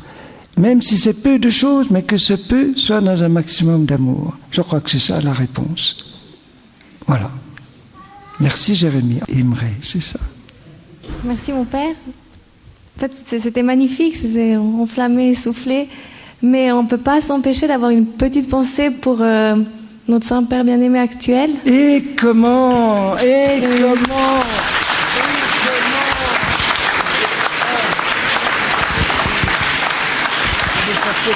J'avais sa photo. Et comment? Mais si je commence à parler de lui, alors il faut me donner encore 1 heure. Voilà. Non, j'aimerais une précision. Si vous pouvez nous parler justement seulement de la relation de Jean-Paul II et le cardinal Ratzinger, ou du lien entre Jean-Paul II et Benoît XVI. Ça a été une intimité extraordinaire. C'est l'unique cardinal qu'il n'a pas voulu bouger pendant tout son pontificat. Tous les autres ont changé tous les 5 ans, 10 ans, 15 ans, même ceux auxquels il était très attaché. Il n'a jamais voulu se séparer de ce cher Joseph Ratzinger qui rêvait de prendre sa retraite dans un petit chalet en Bavière au milieu des sapins à lire et à écrire. Et Jean-Paul II dit non, j'ai besoin de toi, j'ai besoin de toi. Et ça a été le dernier qu'il a vu, qu'il a voulu qu'il soit présent au moment de partir vers le ciel. Et quand on lit les écrits de Joseph Ratzinger, du temps où il est cardinal, et du Saint-Père, si tu prends juste le texte, quelquefois tu te poses la question, est-ce que c'est Jean-Paul II ou est-ce que c'est Ratzinger qui le dit ? Tellement la pensée est proche, entre autres sur tout ce qui touche au nouveau mouvement, etc. C'est presque les mêmes mots et tout ça. On sent mais ce qu'il y a de très très beau, c'est la manière dont ils se complètent. C'est ça qui est merveilleux, vous voyez, merveilleux. Parce que Benoît XVI a le génie, mais vraiment c'est un génie théologique extraordinaire d'approfondir, de creuser certains points, mais d'aller très très très profond, en même temps une profondeur et une limpidité extraordinaire. Donc il reprend tout ce que Jean-Paul II a impulsé, vous voyez, mais en nous aidant à l'intérioriser. Voilà. Mais avec le même cœur d'enfant, la même délicatesse. Je pourrais raconter beaucoup de Fioretti aussi sur Ratzinger, mais je résiste. Mais surtout, prions, supplions pour lui. C'est vraiment l'homme du courage de la vérité. Je crois qu'on peut le définir comme ça. L'homme du courage de la vérité, qui n'a pas peur d'affronter les problèmes, les difficultés, de les regarder en face, etc. Quel courage, quel exemple pour nous tous, quel exemple. Mon père, pourriez-vous nous dire quelque chose sur ce nouveau totalitarisme que vous avez évoqué et qui viendrait actuellement? Et est-ce qu'il y a des liens avec les attaques actuelles contre l'Église? Oh là là, là, si je commence là... il y a une arme qui est devenue absolument redoutable dans ce nouveau totalitarisme, c'est la puissance fabuleuse des médias, et qui forge une opinion publique et qui est toute puissante quelque part. La télé l'a dit, donc c'est vrai, c'est l'évangile, et c'est impressionnant. Déjà Hitler s'en servait énormément. Et pour faire un petit rapprochement avec ce qu'on dit aujourd'hui, c'est que Hitler, pour contribuer à détruire l'Église, démolir l'Église catholique, parce que ça a été une persécution d'une violence inouïe contre l'Église, surtout catholique, protestante aussi, mais surtout catholique. La preuve, tous les martyrs allemands et autrichiens, comme Franz Jägerstätter, ce merveilleux petit paysan. Voilà quelqu'un d'actuel que Jean-Paul II aimait beaucoup, qui a été béatifié à Linz il y a 2 ans. Un paysan, papa, père de 3 filles, époux, et qui a fait objection de conscience et a dit je ne peux pas servir dans l'armée nazie parce que je dois faire serment à Hitler et mon seul Führer c'est Jésus. Et donc, je ne peux pas. Et même tous les prêtres disaient, mais fais semblant, on sait bien que tu adhères pas à l'idéologie. Et lui a répondu, en conscience, je ne peux pas. Et son épouse, Francesca, que j'ai rencontrée cet état, a été extraordinaire. Alors qu'elle savait qu'il allait être guillotiné pour cela, elle le poussait en disant, Dieu passe avant tes enfants et ton épouse. Je serai fier de toi. Tu seras ma gloire, la gloire de mes enfants, parce que tu iras directement au ciel si tu es martyr de la vérité. Ce n'est par affection pour moi et tes enfants, tu ne dois pas renier ta conscience. Et donc, il a été guillotiné. Et on vient de publier les lettres en anglais et allemand, l'échange de lettres, c'est bouleversant. Il peut écrire une fois par mois avec les menottes, des lettres remplies d'alléluia, Christ est ressuscité, nous sommes les grands vainqueurs, Jésus est déjà au ciel, nous allons le rejoindre, on va se revoir bientôt, quelle joie, quel bonheur. Il écrit ça dans un cachot à Berlin, et elle lui raconte toutes les histoires de la ferme, les poules et les veaux et tout ça, c'est adorable.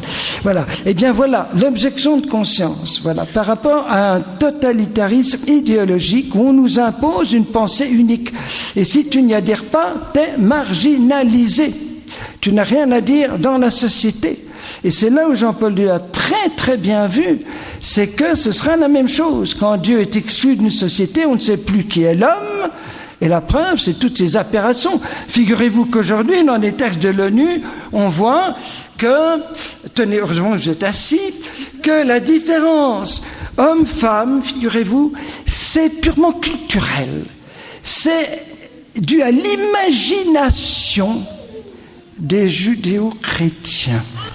Voilà. Comme si tous les Chinois, les Indiens, qui ne sont pas judéo-chrétiens, ne savaient pas qu'il y avait une différence entre l'homme et la femme.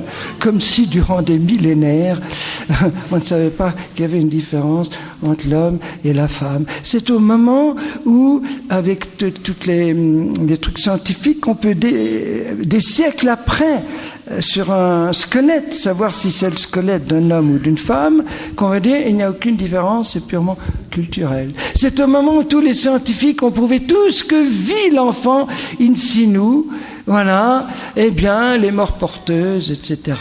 On s'en fiche de l'enfant. Et l'Église se dresse pour protéger le petit, le faible, le fragile, l'enfant, justement, contre ces aberrations qu'on nous impose. On nous impose. Je ne sais pas ce que vont donner les lois de bioéthique en France après tout ce qu'on a fait pour... je ne sais pas. Mais on sent vraiment une sorte de machine qui est là. Et nous avons besoin du courage des martyrs. Et c'est pour ça que Jean-Paul II, à Czestochowa, à la première GMJ Est-Ouest, pour la première fois, les jeunes de l'Est et de l'Ouest pouvaient se rencontrer après 40 ans de fracture de l'Europe. Eh bien, il dit, jeunes de l'Ouest, je vous donne en exemple pour votre combat aujourd'hui vos frères de l'Est qui ont résisté jusqu'au sang à l'idéologie totalitaire. Et c'était en 91, il y a bientôt 20 ans, pour aujourd'hui, à Jeunesse Lumière, je donne un cours de 15 heures sur les martyrs du XXe siècle. Voilà.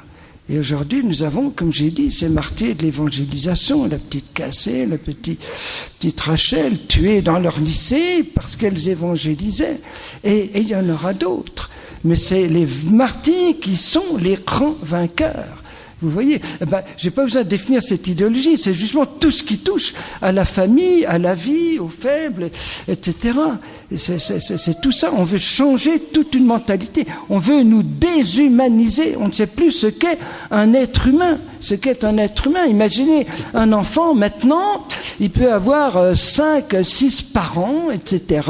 Le biologique, le non biologique, celui qui avait un projet parental sur lui, et puis le passage par une mère porteuse, voilà, le petit sein maternel, et des tas de filles qui, pour avoir un peu d'argent, doivent louer. Imaginez le déchirement de la maman qui voit son petit, qui doit tout de suite le donner à quelqu'un d'autre, le déchirement de l'enfant qui entend une toute autre voix que celle... Toutes ces évidences, on est tombé sur la tête. Nos politiciens n'ont même plus de bon sens humain. humain. Il faut leur expliquer par A plus B qu'un zygote un zygote humain ne va jamais devenir une grenouille. Voilà. Je suis en train de me battre à Jeunesse Lumière contre une zone industrielle d'éoliennes tout autour de nous. La seule chose qui peut nous sauver, c'est qu'on découvre des chauves-souris. Parce que les chauves-souris, on les protège.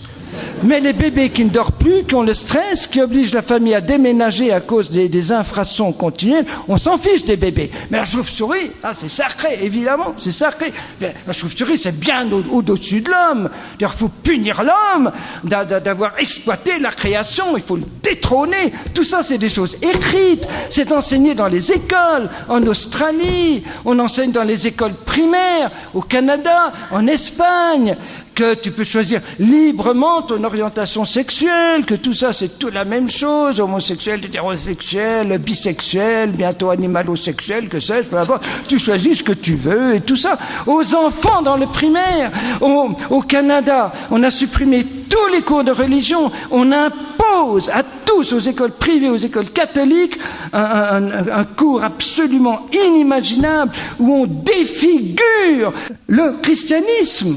Et c'est donné aux enfants. Et les parents qui font objection de conscience n'ont rien à dire. N'ont rien à dire. Ça, c'est le totalitarisme. C'est du même ordre que du communisme. Je m'excuse, mais c'est comme ça. Et nous avons besoin des grands héros. Voilà. Et nous avons besoin... Voilà. Mais la victoire est à nous. La victoire est à nous. Et quand je vois toute cette belle jeunesse de Philanthropos, eh bien, je suis rempli d'espérance parce que vous allez donner les grands politiciens de demain, et économistes, etc. Mais n'oubliez pas la politique. Il faut assainir, sauver ce monde politique. Il nous faut des chefs d'État comme l'a été l'empereur Charles, comme l'a été le Saint-Roi Baudouin. Alors, regardez ce grand exemple que nous a donné le grand-duc Henri de Luxembourg, dont c'était l'anniversaire hier, quand il a osé, comme son oncle le roi Baudouin, s'opposer à cette inique loi sur l'euthanasie, où on voulait même que des enfants de 12 ans, comme on l'a voulu en Hollande, puissent se suicider et qu'on les aide à se suicider en plus, sans l'accord de leurs parents, à 12 ans. Voilà où on en arrive. Et en Hollande, toutes les personnes âgées ne veulent plus aller dans les maisons de retraite parce qu'elles ont peur d'être zigouillées. D'un jour à l'autre, elles vont en Allemagne, parce que l'Allemagne, à cause du précédent euthanasique des camps de concentration, est beaucoup plus sensible à ce respect de la vie. Parce qu'à Nuremberg, les criminels des camps ont été condamnés sous chef d'euthanasie. Et c'est pour ça que l'ONU n'a pas voulu qu'on fête les 50 ans de Nuremberg, pour ne pas qu'on se rappelle les précédents hitlériens de l'euthanasie. Vous comprenez? Et c'est les grands évêques allemands, von Fallhauber, von Galen, etc., le bienheureux, qui ont été des petits Jean-Paul II avant la lettre, et qui ont crié, qui ont hurlé pour sauver la vie. Vous comprenez?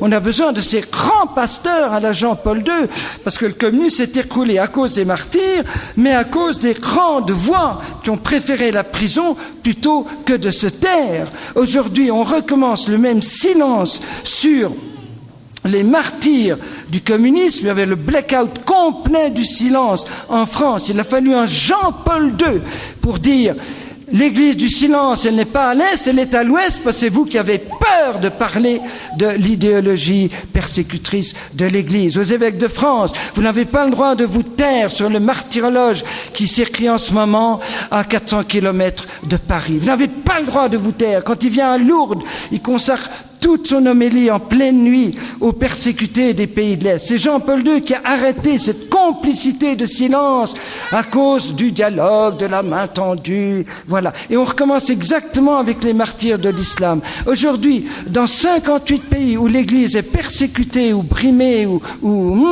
eh bien, 37 sont des pays où l'islam intégriste est au pouvoir. Nous avons en ce moment des frères et des sœurs chrétiens baptisés qui sont lynchés en public, qui sont sont en prison, qui sont torturés, qui sont tués sans que personne n'en parle. Il a fallu un journaliste, mettez-vous beaucoup dans le journaliste, Anthropos, parce que les journalistes, ils ont une puissance, le magistère des journalistes, c'est quelque chose d'effarant, pour le bien comme pour le mieux comme pour le pire. Eh bien, qu'est-ce que je disais? Eh bien, c'est un journaliste athée, Raphaël Delpar, qui est venu à Saint-Sulpice lors de la veillée pour les martyrs l'an dernier, dire « Je suis athée, mais vous, chrétiens, je vous supplie, soyez pleinement, totalement chrétiens, ne rasez pas les murs, de quoi avez-vous peur? Et parlez de vos martyrs dans tous ces pays. » Il a fait tout un gros livre qui s'appelle « La persécution des chrétiens aujourd'hui », où il recense pays par pays, et il y a des choses à faire trembler. Le père Andrea Santoro, tué, etc. Vous savez que l'Église s'est battue pour que les filles, écoutez les filles, vous épousiez le garçon que vous aimez. À qui est-ce que vous devez ça? À qui est-ce que vous le devez? À l'islam, au marxisme? Vous le devez à l'Église, à Jésus. Elle s'est battue pendant 2000 ans dans le sillage de Jésus parce que l'Église a dit, puisque Dieu respecte la liberté d'une jeune fille pour venir dans le monde, il faut que tous les hommes respectent la liberté des jeunes filles. Et elle met la liberté comme une condition sine qua non d'un mariage valide. Ça, c'est l'Église. Il y a eu des martyrs. J'ai un oncle martyr a été tué à cause de cela, parce qu'il protégeait une jeune fille. Et on vient de trouver en Turquie, il y a 3 semaines, une fille de 15 ans qui a été ensevelie, vivante, par ses parents. Pourquoi? Parce qu'elle refusait d'épouser le vieil homme qu'on lui imposait. Elle dit, je suis libre, je vais épouser ce garçon que j'aime. On l'a tué. Des choses comme ça se passent tout le temps. Au Nigeria, ces filles lynchées continuellement. Alors nous sommes heureux, non, d'être chrétiens, d'être disciples de Jésus, d'appartenir à l'Église catholique qui protège la femme, qui défend la liberté au prix du sang de ses martyrs. Est-ce que vous êtes heureux d'être catholique ou en tout cas chrétien? Est-ce que vous l'êtes? Dites-moi. Amen. Bon.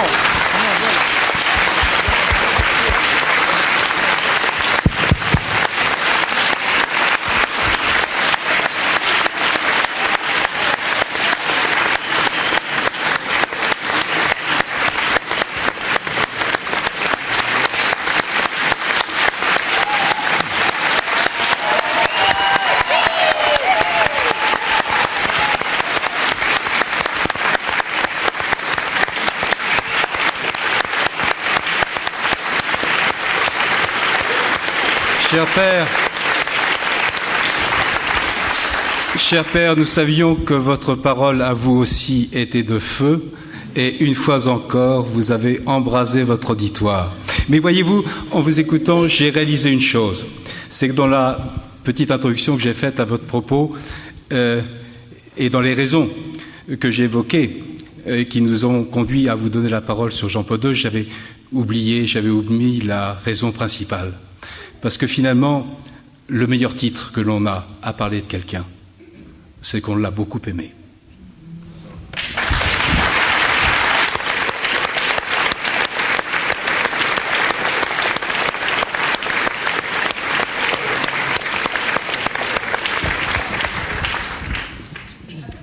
Merci à chacun du soutien et de l'amitié que vous portez à l'Institut.